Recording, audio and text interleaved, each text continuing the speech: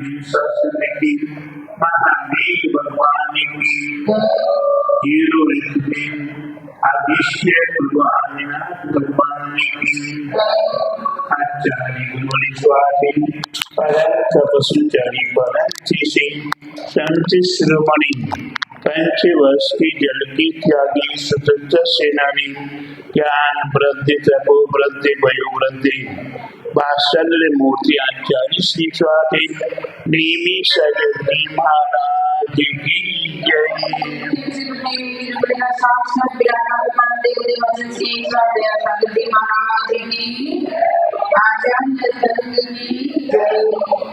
भव्य आत्माओं, जैसा कि आप सभी को ज्ञात है,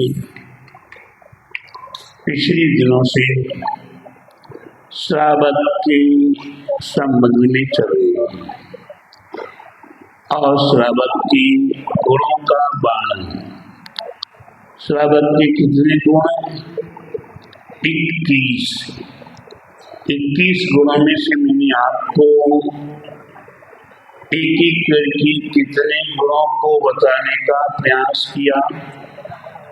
17 खतरा पार हो गया। क्या हो गया?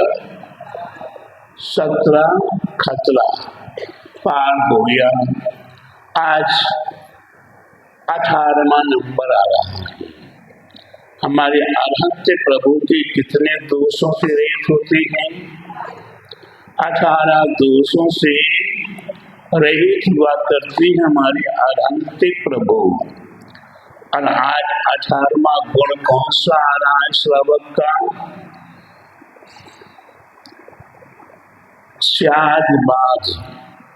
बागी। एकांतवाद को छोड़कर एकांतवाद यहाँ आ जाता है, वहाँ मिथ्यात्व हमारे आपके जीवन में प्रवेश कर जाता है। इसलिए प्यारे बंधु, एकांत को हमें स्वीकार नहीं करना है। ज्ञान बिना रत निश्चय निश्चय निश्चयवादी भी डूबे, क्रियाकलापी भी डूबे डूबे संयम से उबे, प्रमत्य बनकर कर्मण करते अकप निश्चय से रहे। प्यारे बंधु, ज्ञान बिना रत निश्चय निश्चय, ज्ञान है नहीं। हमने परस्वान युग, चरण युग, करान युग ग्रंथों को पढ़ा नहीं है। हमने केवल द्रव्यान युग ग्रंथों को पढ़ना शुरू कर दिया। जिन द्रव्यान युग ग्रंथों में काय का वर्णन किया हुआ है, विशेष रूप से एकांत में संसार से व्रत हूँ, प्रतिगुण करना विष्कुंभ है, सामय करना विष्कुंभ है, स्वाध्याय करना विष्कुंभ है, एकोसी नित्योसी निरंजनोसी, मैं एक हूँ, नित्य हूँ, निरंजन हूँ, निराकार हूँ। एक कब शुरुआत में पहली क्लास में ये आपके पीएचडी का विषय है और उससे पहले हमें प्रथमान योग, फिर चरणान योग, फिर करणान योग। प्रथमान योग में क्या बताया गया है? हमारे 63 शाखा महापुरुषों की जीवन गाथाएं एवं और भी जो अन्य महापुरुष हुए हैं, उनकी जीवन गाथाएं हमें बताने का प्रयास किया गया है। हम उनकी जब जीवन गाथाएं पढ़ते हैं तो मन लगता है कि और थोड़ा पढ़ लें, और थोड़ा, जैसे संसारी व्यक्ति समय पास करने के लिए उपन्यास पढ़ा करते हैं। जब रात्रि में निद्रा नहीं आती है, क्या जब रात्रि में नींद नहीं आती है तो उपन्यास पढ़ना शुरू करते हैं और उपन्यास 200 पन्ने के, 300 पन्ने के, 400 पन्ने के, 500 पन्ने के उपन्यास 10 बजे 11 बजे शुरू करते हैं और ब्रह्म मुहूर्त होते होते उसे पूरा कर देते हैं। 400-500 पन्ने विचार करो, कितनी सुपर फास्ट गाड़ी है आपकी। अगर वास्तव में माँ जिनवानी के स्वाध्याय के लिए कहा जाते पैराग्राफ पढ़ने में भी बहुत हो गया। अगर मुझसे पढ़ना पड़ गया तो हाँ बहुत हो गया। अगर पूरा एक प्रसंग पढ़ने के लिए कह दिया जाए तो प्यारे बंधु, अगर वर्तमान युग ग्रंथ है, वर्तमान युग ग्रंथ है तो उत्सुकता हुआ करती कि और देखो और पढ़ो। तो प्यारे बंधु, हमारे आचार्य समंतभद्र आचार्य ने रत्नकरण साहब का 4 में स्पष्ट कह दिया वर्तमान युग के संबंध में, बोधि समाधि निधानम, प्रारंभिक ज्ञान को प्राप्त करने के लिए ये बोधि का काम किया करता है। जिसको ज्ञान नहीं है तो उसे सम्यक ज्ञान को प्राप्त करने के लिए बोधि की प्राप्ति कराना, ज्ञान की प्राप्ति कराना और अंतिम समय में समाधि को प्राप्त कराने में ये महानिधान है, बड़ी विधि है। ये समाधिस्थ व्यक्ति हुआ करता है, उस समाधिस्थ व्यक्ति के लिए विधि क्षेत्र के वर्णन को बताया जाता है, नंदीश्वर के दीप के वर्णन को बताया जाता है, पंचमेरु संबंधी का वर्णन किया जाता है, देवों के विमानों का वर्णन बताया जाता है, देवों के विमानों में जिन बिंब विराजमान है उनका वर्णन बताया जाता है कि बस तुम्हारी आयु समाप्त होने वाली है, आयु समाप्त होने के उपरांत तुम्हें कहाँ पहुँचना है, देव गति में पहुँचना है। और देव गति का कितना महान वैभव है और आपके पास वही क्षमता रहेगी जिस क्षमता से आप विदेश सीख जा सकते हो। नंदीश्वर के विमानों के, नंदीश्वर के बिंबों की भक्ति दर्शन कर अपने जीवन को सफल करा कर सकते हो। आदि आदि का वर्णन ये सभी वर्तमान युग ग्रंथों का वर्णन है। और वर्तमान युग ग्रंथ में अगर अच्छे से चिंतन करते करते अध्ययन किया जाए तो हमें और किसी ग्रंथों को पढ़ने की आवश्यकता नहीं है। इतना सार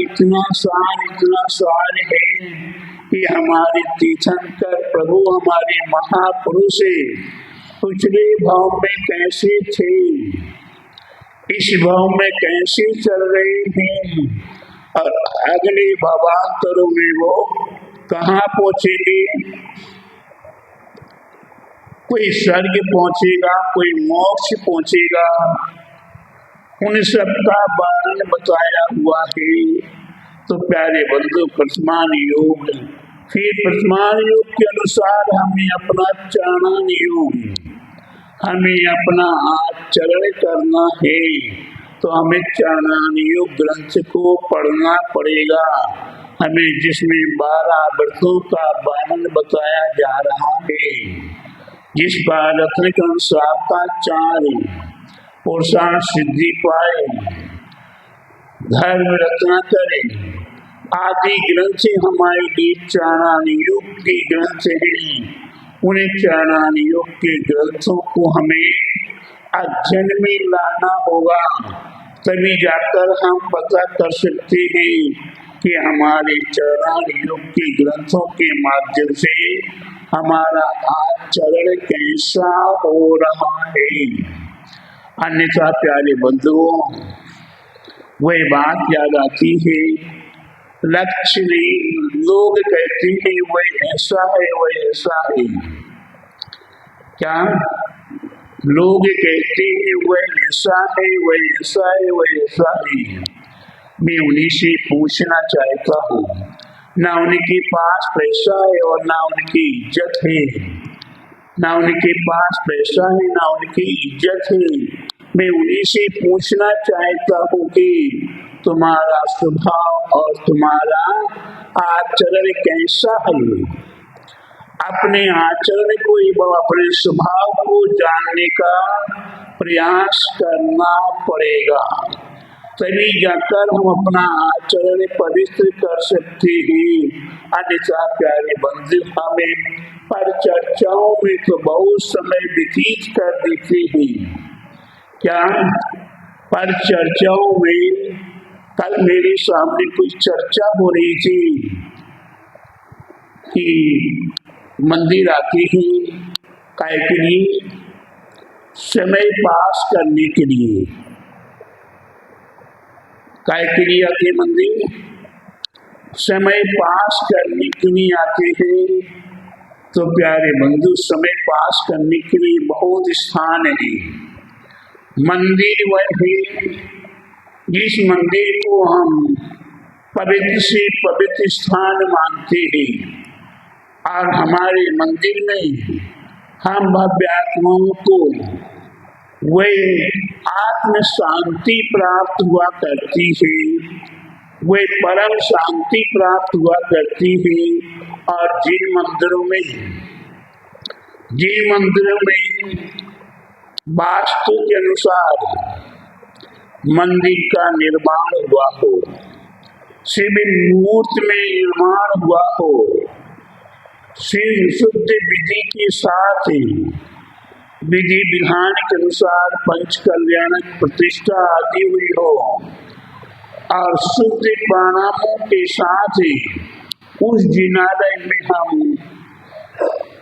पूजा पाठ अध्ययन आदि करते हो, वहाँ की महिमा 100 गुने नहीं, लाख गुने महिमा वृद्धि को प्राप्त हुआ करती है। और ऐसी जिनालय में, ऐसे मंदिर में प्रवेश करते ही अपने आप आनंद की प्राप्ति होना शुरू हो जाती है। और उन मंदिरों में अपने आप अक्षय हुआ करते हैं। एक नहीं, अनेकों प्रकार के अक्षय प्राप्त हुआ करते हैं। और कहीं जिन मंदिरों में वास्तु विधि में दोष हो, जिन मंदिर की प्रतिष्ठाएं शुद्ध पवित्र मुहूर्त में ना हुई हो, शुद्ध विधि से ना हुई हो, शुद्ध पात्रों के द्वारा नहीं हुई हो, उन मंदिरों में हम समय पास करने के लिए पहुंचा करते हैं। भगवान का दर्शन नहीं, भगवान की भक्ति नहीं, भगवान की सेवा नहीं, भगवान के पास अर्पण नहीं, भगवान के पास समर्पण नहीं।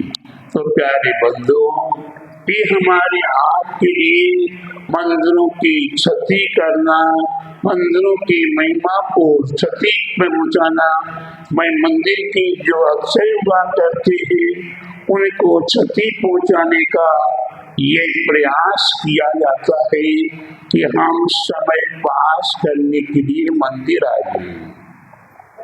काय के लिए आए हैं प्रमोद बाबू? काय के लिए आए? समय पास करने के लिए आए हुए हैं। तो प्यारे बंधु, हमारा अपने आप में हमने धर्म को घात पहुंचाया है, जिन्होंने की अक्षयों को घात किया है। तो प्यारे बंधु, घातक व्यक्ति कितना अच्छा हुआ करता है, वो मंदिर नहीं आए मंजूर है, वह मंजूर है मंदिर वह व्यक्ति ना आए, लेकिन समय पास करने के लिए मंदिर नहीं है। मंदिर है मन के अंदर प्रवेश करने के लिए। भगवान हमारे हैं जिन बिंब है, वह आपके पापों का प्रक्षालन करने के लिए, आपका आत्मा का अवलोकन कराने के लिए। तो प्यारे बंधु, ये शाद बात है, ये शाद बात है, यह भी सही है, यह भी सही है। आप चाहे एक 5 उंगलियों को देखिए, 5 उंगलियां अलग अलग पतली है, ये नाटी है, ये और बड़ी है, ये उससे छोटी, ये मोटी और नाटी है, आदि आदि है। इन 5 उंगलियों के नाम भी अलग अलग है, 5 के काम भी अलग अलग है। क्या है? 5 उंगलियों के नाम भी अलग अलग हैं, 5 उंगलियों के काम भी अलग अलग हैं। स्कूल में जब आप लोग पढ़ते थे, मैं भी पढ़ता था, तो स्कूल से जब बाहर निकल रहा हूँ क्लास से, तो कुछ नहीं बोलना, केवल माथे दिखाना, मतलब है हमें जल्दी जाना है, गड़बड़ हो जाएगा, पेट गीला हो जाएगा, सर फटाक से गिर जाओ। और ज्यादा हुआ क्लास से और बोल मारना है तो 2 उंगली दिखा दी, फिर जल्दी बाहर जाओ, नहीं तो इस क्लास में बदबू हो जाएगी। और कहीं लड़ाई झगड़ा हो तो किसी को राय दिखाना हो तो, प्यारे बंधुओं, ये 5 उंगलियों का स्वभाव अपना अपना अलग अलग है। मैंने आगम से चिंतन किया, मनन किया, इन 5 उंगलियों का भी विशेष महत्व है। आप माला फेरते हैं, आप माला फेरते कौन कौन सी उंगलियों का प्रयोग करते हैं? ये 3 के ये 3, ये 3 की ये 3, कोई ये 3 को और कोई ये 3 को। कोई कहता है इस उंगली का प्रयोग नहीं करना चाहिए, कोई बोलते इसका प्रयोग नहीं करना चाहिए। प्यारे बंधुओं, हमारा जिन सिद्धांत बहुत रहस्यमयी है, किसी उंगली का तिरस्कार नहीं किया है हमारे आचार्यों ने। ये 5 उंगलियां हैं आपके पास, 5 उंगलियों में आपको इस अंगूठे पर, इसका नाम अंगूठा, अंगुष्ठ भी कहते हैं, इस उंगली पर माला रख के जाप करने का भी उल्लेख किया है। ध्यान दीजिएगा मैं क्या कह रहा हूँ, आपने नहीं सुना होगा, किसी को अंगूठे पे माला फेरते हुए नहीं देखा होगा, लेकिन मैं कह रहा हूँ ग्रंथ में स्पष्ट लिखा हुआ है, अंगूठे पर में माला रख के जाप करने का उल्लेख है। इसका फल क्या होगा मैंने दोबारा बताया आप लोगों को, मोक्ष की प्राप्ति। अंगूठे पर माला रख के जाप करने से मोक्ष की प्राप्ति। तर्जनी उंगली पर माला रख के जाप करने से क्या? कभी देखा कोई तर्जनी उंगली पे माला रख के जाप कर रहा हो? नहीं देखा। तर्जनी उंगली पर भी माला रख के जाप करने से शत्रु की शत्रुता का नाश, टोना टोटका आदि का नाश होता है। और मध्यमा उंगली छोड़ देता हूँ। अनामिका उंगली पर माला रख के जाप करने से काय की प्राप्ति होती है? जोशी बोलो। वैभव की। ओम शांति। अनामिका उंगली पर माला रख के जाप करने से उत्तम सुखे निरोगी काया, आपके आरोग्यता की प्राप्ति हुआ करती है, रोगों का नाश हुआ करता है। और कनिष्ठा उंगली पर माला रख के जाप करने से, कभी आपने किसी को देखा कनिष्ठा उंगली पे माला रख के जाप कर रहा हो? नहीं कहा। लेकिन इस उंगली का भी विशेष महत्व बताया है। कनिष्ठा उंगली पर माला रख के जाप करने से सर्व कार्य की सिद्धि हुआ करती है। हो गई पांचों, बीच की बाकी रही। हम भूल क्यों गए? बाप भलाना भैया,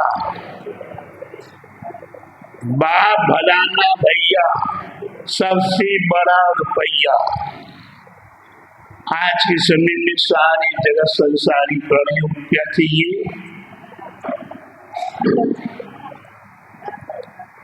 धन, पैसा, रुपया, जमीन जायदाद। तो मध्यमा उंगली पर माला रख के जाप करने से लक्ष्मी की प्राप्ति हुआ करती है। फिर हमारे आचार्यों ने हर कार के मंत्र भी हमें बताने का प्रयास किया है। हमें बताने का प्रयास किया, आपको नहीं।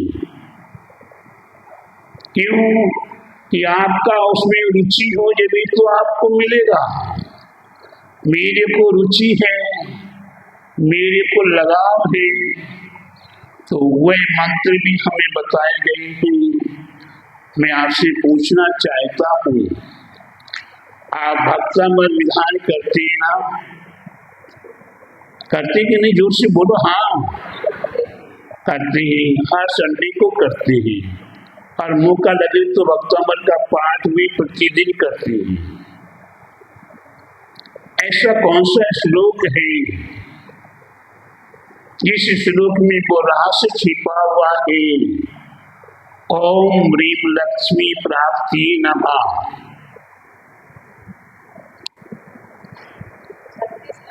कौन सा?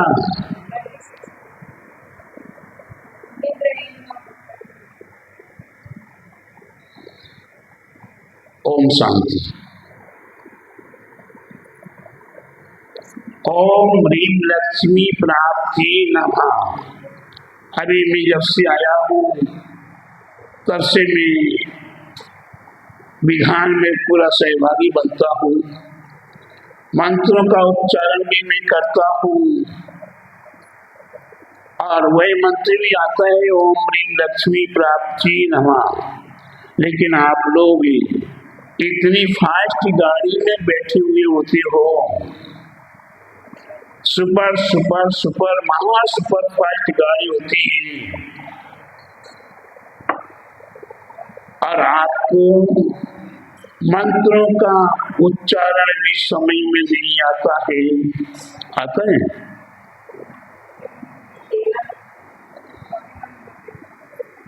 ओम शांति। क्लियर नहीं मालूम हो तो मौन बैठ जाओ।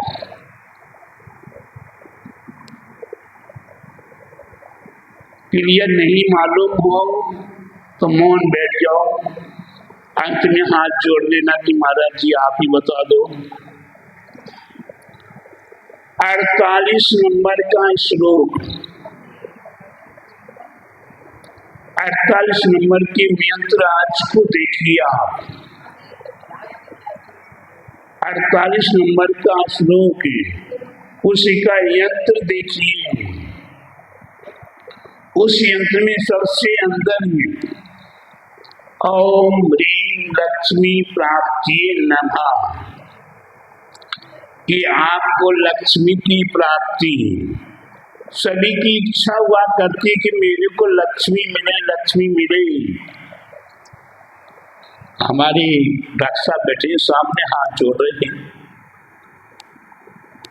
वो कहते मेरे को नहीं चाहिए, लेकिन मैं जिस जगह का जिम्मेदारी लिया हूँ उस स्थान के लिए चाहिए है।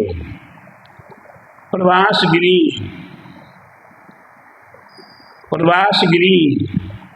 की जिम्मेदारी उन्हें अपने आप सौंपी हुई, उनके पास जिम्मेदारी धर्म और अपने लिए कि उनके पास वो योग्यता है, उनके पास वो क्षमता है कि उस क्षेत्र को आगे से आगे प्रकाश में लाने का प्रयास किया जा रहा है और दिन दुना रात चौगुना उस क्षेत्र का विकास किया जा रहा है। तो वहाँ गेट बनना है, वहाँ दीवार बननी है, बाउंड्री वाल बननी है और वहाँ मंदिर में शीशा आदि लगाने के कार्य है। अनेकों कार्य की कार्य है, वह कार्य केवल बातों से नहीं होगी।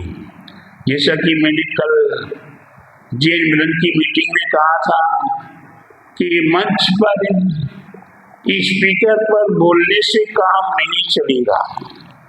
प्रत्येक व्यक्ति अगर अपने आप को बदलने का प्रयास कर ले तो प्यारे बंधु कार्य आगे से आगे सफल हो जाएगा। तो प्यारे बंधुओं, ये ओम ह्रीम लक्ष्मी प्राप्ति नमः बीच की उंगली मध्यमा उंगली पर है और माला में नाखून न लगे, माला पहले पोरे पर न रहे आदि विचार करते हुए उत्तर दिशा की ओर मुख करके अगर आप जाप करेंगे तो लक्ष्मी की तो रुकने की ताकत नहीं है। वह लक्ष्मी आपके पास दौड़ी दौड़ी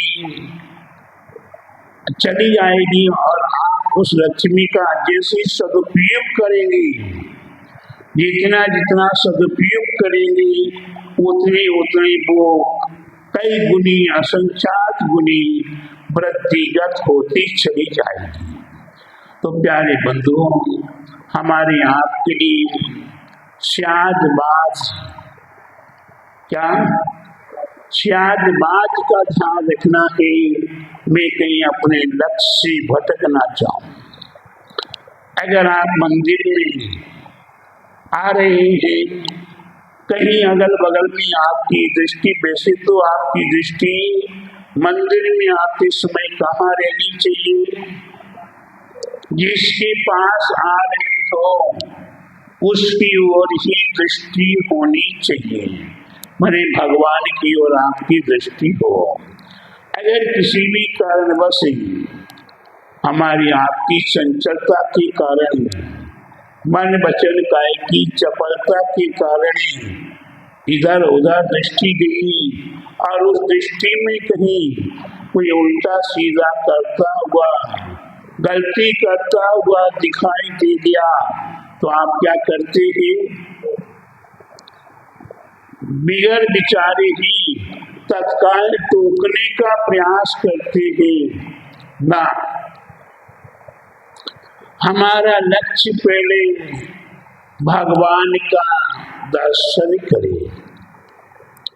अरे विचार करे कि उनका ऐसा स्वभाव है, उनका ऐसा स्वभाव है, उनकी स्वभाव पे छोड़ दे और हम निर्विकल्प हो जाएं।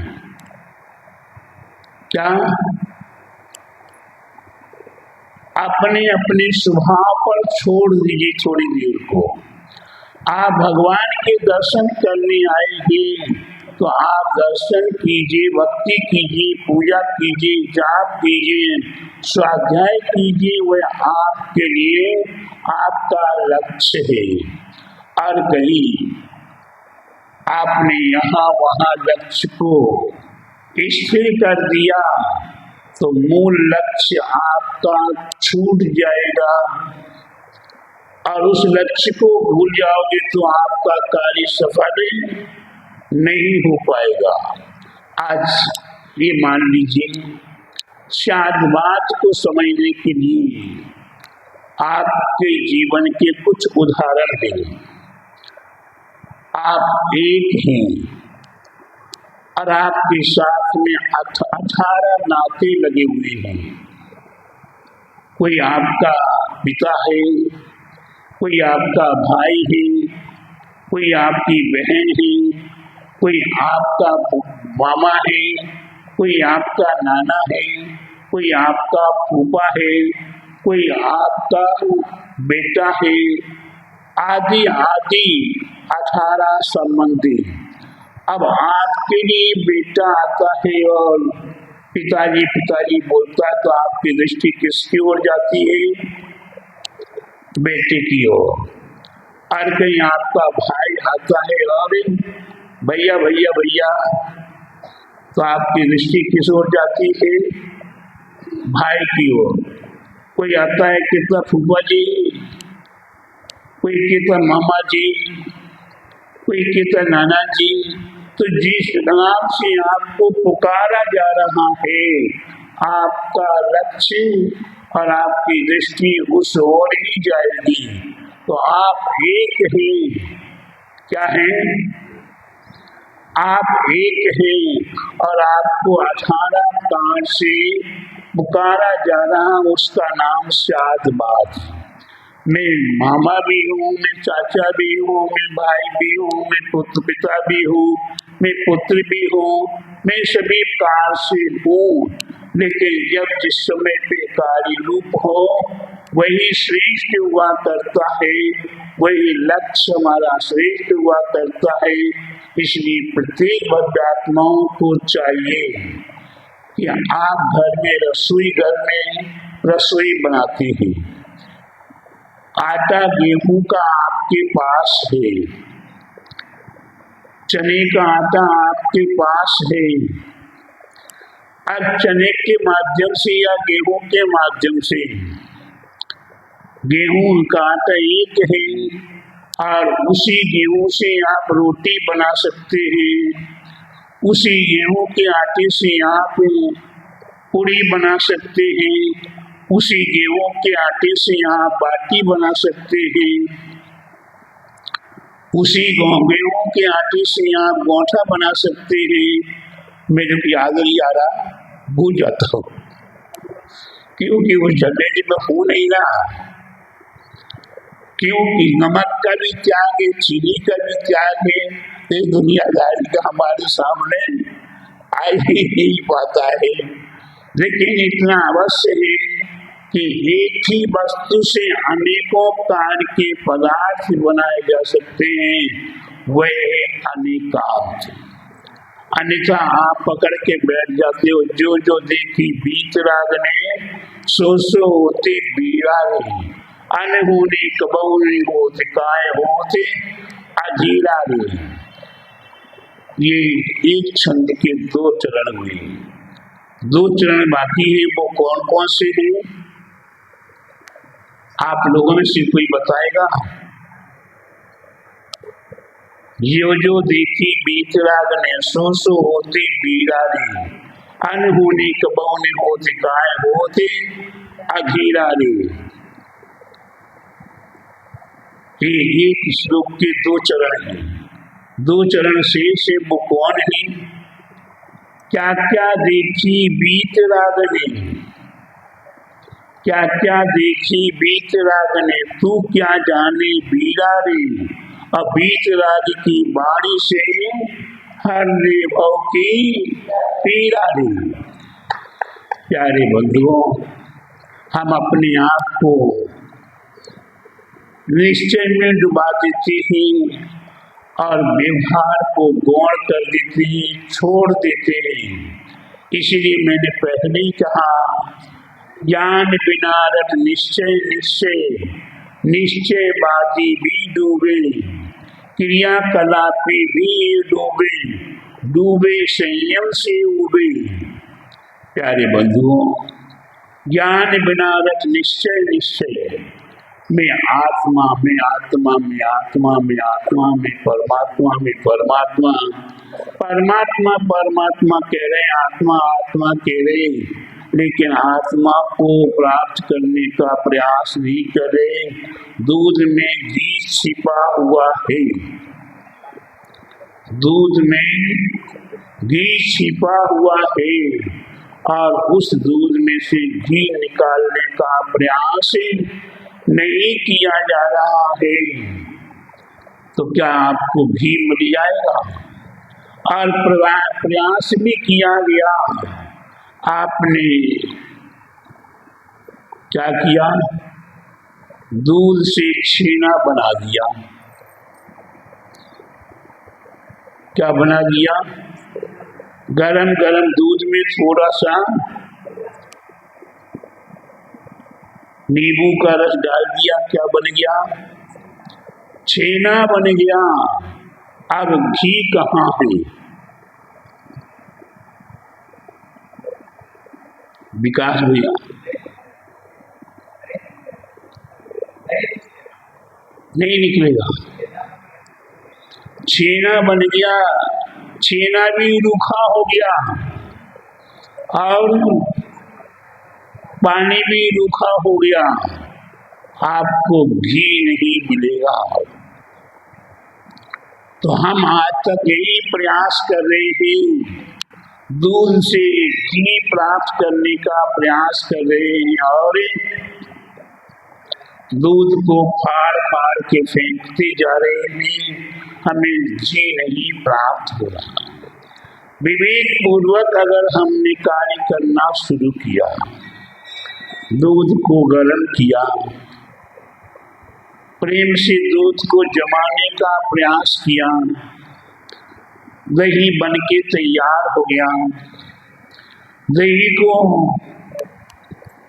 अब मथानी से मथना शुरू किया, उसमें भी मथने में भी अंतर है। अगर सर्दी का मौसम है तो गर्म पानी लेके उसमें छींटा मारना पड़ती है, तभी जाकर वह दूध से दही से मक्खन प्राप्त हुआ करता है और फिर उस मक्खन को प्रेम से अग्नि पर चढ़ाने से घी प्राप्त हो जाता है। अगर गर्मी का मौसम है तो पानी ठंडा प्रयोग में लेना पड़ता है, तभी जाकर आपको घी मिल पाएगा।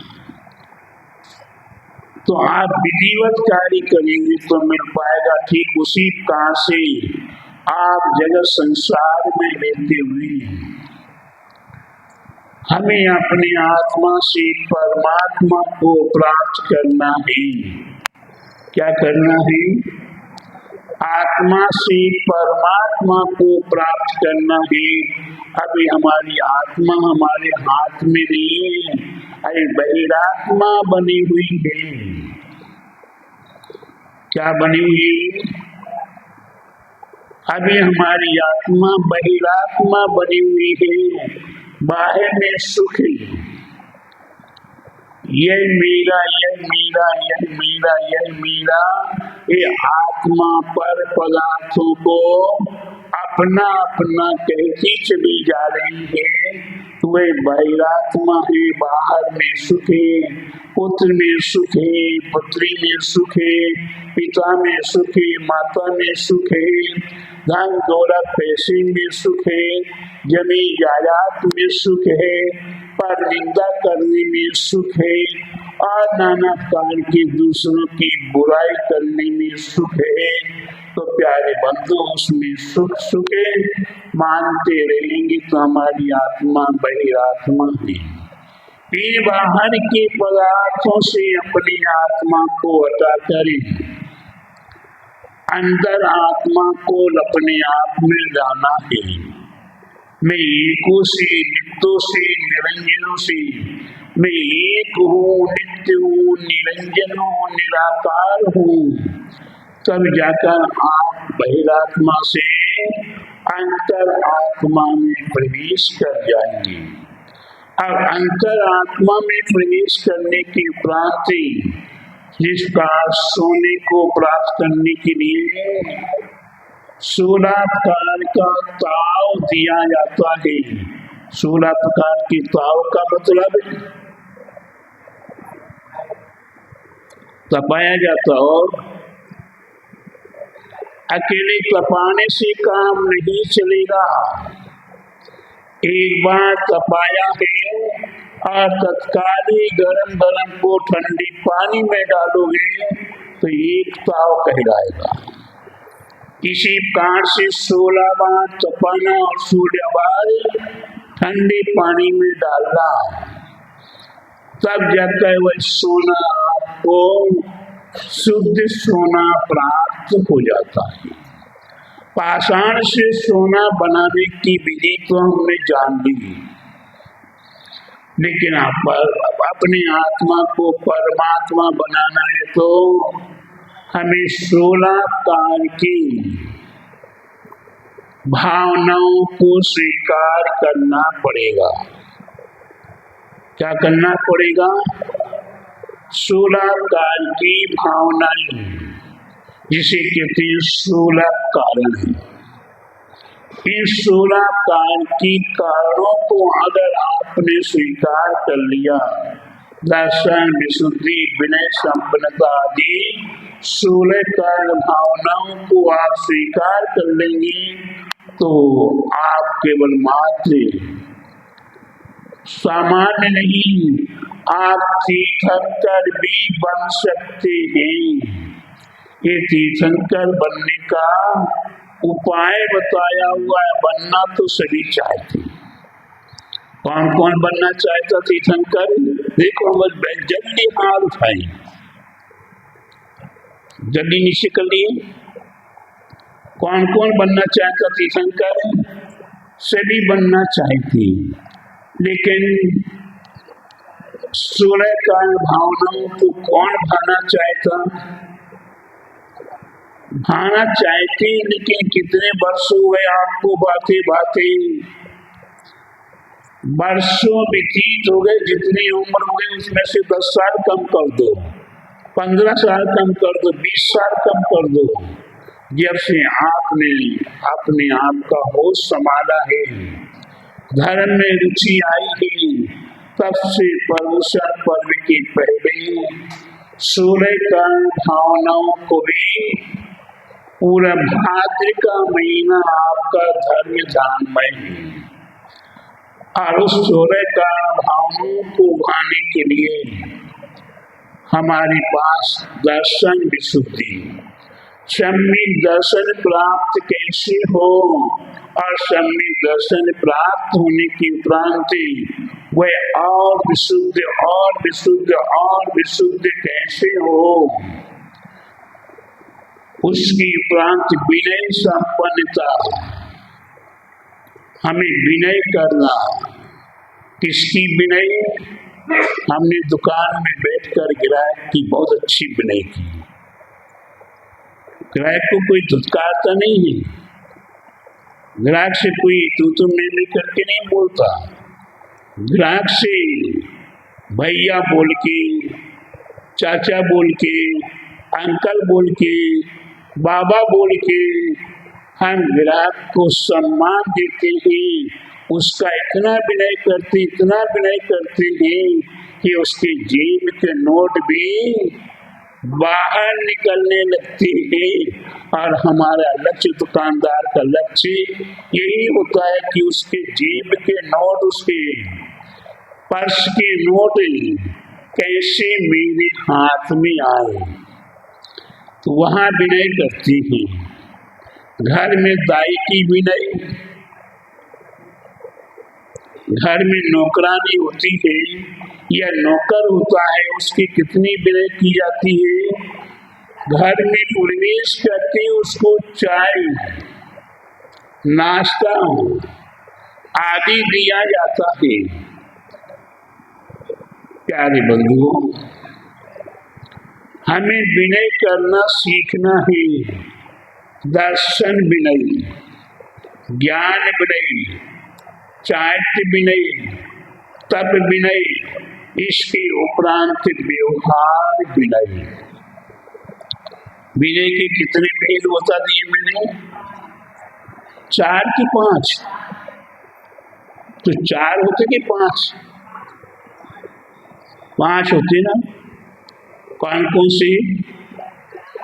दर्शन विनय, जिनके लिए सम्यक दर्शन प्राप्त हुआ है या जिनको सम्यक दर्शन प्राप्ति का कारण निमित्त है, चारों गतियों में सम्यक दर्शन की प्राप्ति का होने का निमित्त कारण है कि नहीं? चारों गतियों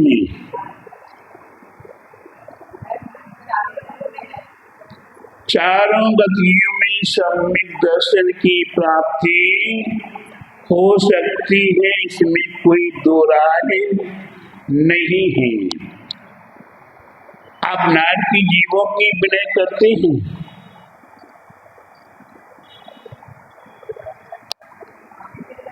नारकी जीवों की विनय करते हैं? हाँ, बिल्कुल करता हूँ। देव गति के देवों की विनय हाँ करता हूँ। त्रियंच गति के देव त्रियंचों की विनय करता हूँ। मनुष्यों की विनय करता हूँ, क्योंकि उनके पास सम्यक दर्शन प्राप्त है। इसीलिए सम्यक दर्शन लाने के हमें विनय करना आचार्यों ने निर्देश दिया है। ज्ञान विनय, जिनके पास ज्ञान है उनकी हमें विनय करनी। जिनको सम्यक दर्शन प्राप्त होता है उनको नियम से सम्यक ज्ञान की भी प्राप्ति हुआ करती है। तो हमें उन गतियों में जहाँ जहाँ सम्यक ज्ञान है उनकी भी विनय करना। सम्यक चाहते देव गति में नहीं है, नरक गति में नहीं है, त्रियंच गति में है एक देश और मनुष्य गति में है सर्वदेश। तो हमें मनुष्यों की भी विनय करनी है और त्रियंचों की भी विनय करनी है। जब भगवान महावीर स्वामी का जीव, ये महावीर स्वामी का जीव शेर की पर्याय में था। कौन सी पर्याय में? शेर की पर्याय में था। और वह कहाँ दौड़ रहा था? जंगल में हिरण के पीछे दौड़ रहा था, अपनी क्षुधा को मिटाने का प्रयास कर रहा था, भूख को शांत करने का प्रयास कर रहा था। इसी बीच में मिल जाते हैं दिगंबर साधु। क्या होता है? इसी बीच में मिल जाते हैं दिगंबर साधु और दिगंबर साधु मिलने के बाद क्या करते हैं? उस सिंह को देखकर जान लेते हैं, समझ लेते हैं कि अगले भाव में ये महावीर होने वाला है और अभी शिकार के लिए दौड़ रहा है। तत्काल महाराज ने उसे आशीर्वाद देते हुए संबोधा और वैसे भी अपने हाथों को जोड़कर बिल्कुल मस्तक होकर मुनिराज के सामने खड़ा हो गया। अब मुनिराज ने उस सिंह को विशेष रूप से संबोधा और संबोधने के उपरांत पंच अणु व्रतों को आधारण कराया और उस सिंह ने उसी क्षण से हिंसा करना बंद कर दिया। पानी भी पीना है, भूख भी लगी है, तो पत्तों को, सूखे सूखे पत्तों को खाकर अपना जीवन यापन करता है। प्यास लगती है, उसके पास छन्ना नहीं है, कपड़ा नहीं है, वह नदी तालाब किनारे पर जाता है और धीरे से पानी को हिलाता है।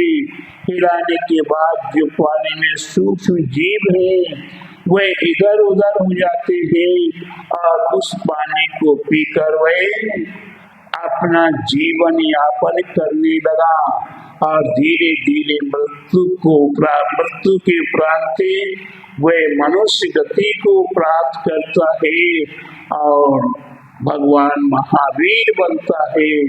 तो प्यारे बंधुओं, त्रियंच गति में भी चारित्र है, लेकिन एक देश है। त्रियंच गति से निर्वाण की प्राप्ति संभव नहीं है। तो प्यारे बंधुओं, आज हमारे आपके लिए शादबाद, इसमें भी एक गुण है, इसमें भी गुण है, इसमें भी गुण है, इस रूप में इसमें है, इस रूप में इसमें है।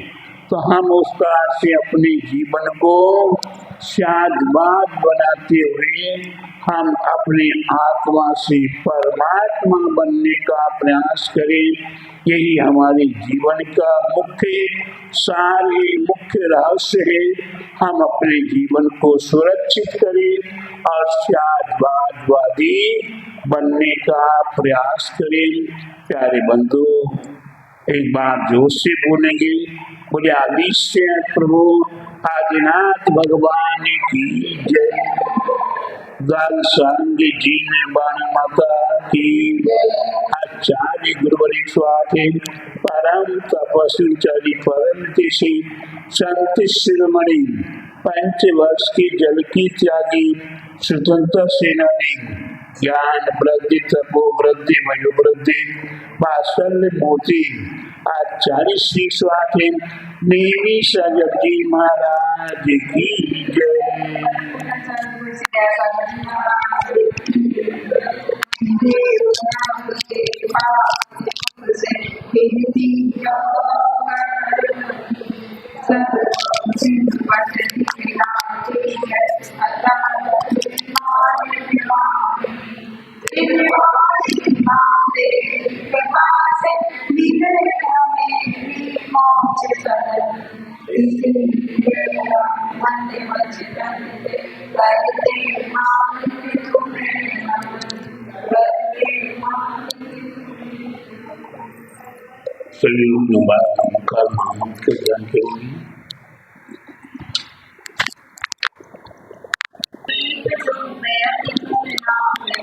जाको ज्ञान से ज्योत में जानत सो नहीं जानत सुख पावे। कंजरी की दुनिया घर में सुनी अंगेर की सुनी जाने मई सिर बलवानी सिर सुखदानी। ओम भीम सी जिनको दर्शन जिनवान जला दिया गिरने